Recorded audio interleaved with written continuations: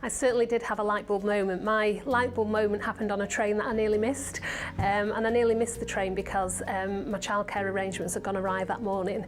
The childcare arrangements at that time were very informal. It was my gran, it was my best friend and my mother-in-law, and between the three of them they were providing full-time care for Jasmine, my second daughter. And my gran called me that morning to say that she couldn't have Jasmine that day and would that be fine. And because I've been brought up well, I of course said to my gran, no problem at all, gran, and then put the phone down and had a panic attack. And basically I caught that train with seconds to spare. When I sat on the train I had a eureka moment, and it was that my life wasn't working because I didn't have high quality, reliable childcare, and that was my genuine eureka moment. And by the end of that journey I'd figured out a name for the company, I knew exactly what services we were going to offer, and I handed in my notice the next day.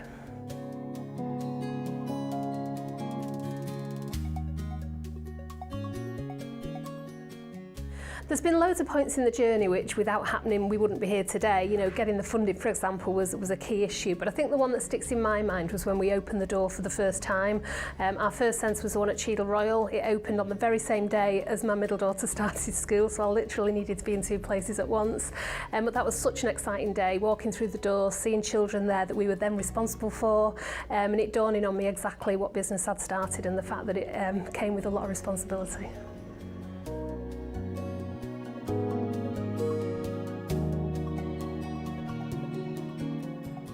Oh, that's a really difficult one, but the name that's popping straight into my head is my mum, bizarrely. My mum passed away 2 weeks before Jasmine was born, and was probably one of the reasons that Kids Allowed exists, because she was going to be very much involved in my childcare. But she was very values driven. She was a quiet person that sort of got on with things in the background. That doesn't describe me. I'm not a quiet person, but her values, I think, very much are my values.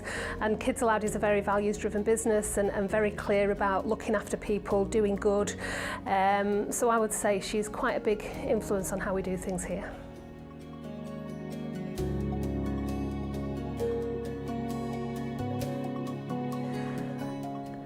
The best piece of business advice I've ever received, I would say, is about 2 years into my Kids Allowed journey, when we'd started employing people, and I was trying to keep everybody happy, and there's a couple of colleagues that were just miserable all the time, and I think I spent all my time focusing on those two colleagues instead of the 48 other colleagues at the time that were doing an amazing job.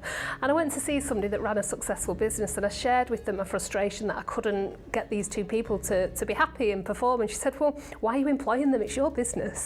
And it was a eureka moment for me that actually the people that I surround myself with at Kids Allowed should be there because they want to be there. And whilst I will make an effort to get people on board and get them to share the values and the journey, ultimately if they don't want to be there, I do have the power to say goodbye. And that was a real eureka moment for me. And when I did say goodbye to those two colleagues, the other 48 were like, what took you so long? So, yeah.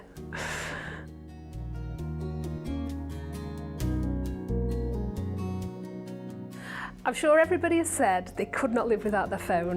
The phone is what connects me because it gives me my emails, it pings me to remind me I should be somewhere.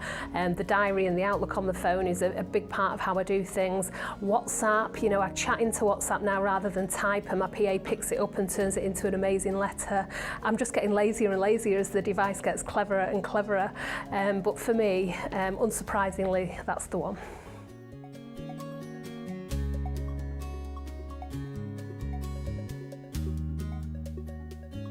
I'm not very good at taking stock and saying to myself, well done. And I think one moment when I did do that was when I got my MBE.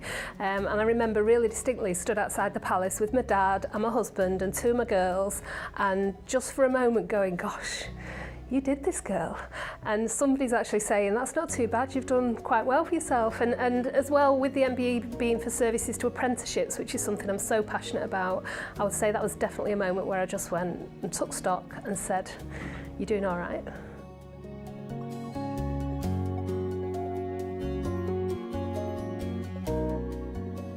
Unfortunately, the disruptors for our industry are not particularly positive because it's government, and government changes and politics changes and policies change all the time in our sector, and we're constantly trying to react to the nonsense that is going on.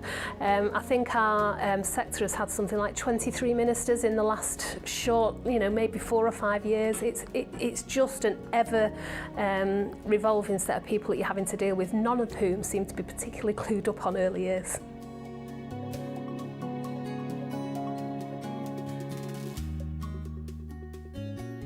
I'm not a reader. I learn through listening and talking, and I must admit I just read really trashy books on holiday just to get me through the couple of weeks when I'm relaxing. So I don't have that inspirational book, even though I've written one. How to Be an Amazing Leader in the early years. But for me, it's about engaging with the real world and listening and learning.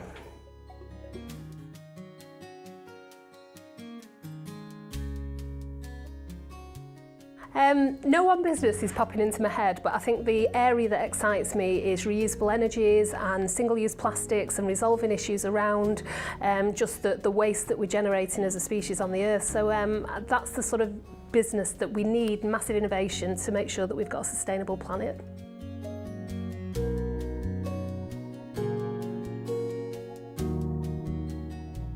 If I think about some of the friends I've made over the years in business in the Northwest, then I would name Tracy Mort. She has an amazing business, self-made, from a really tough background, and I think she's got a really inspiring story to tell. So she'll kill me for naming her, but I would name Tracy.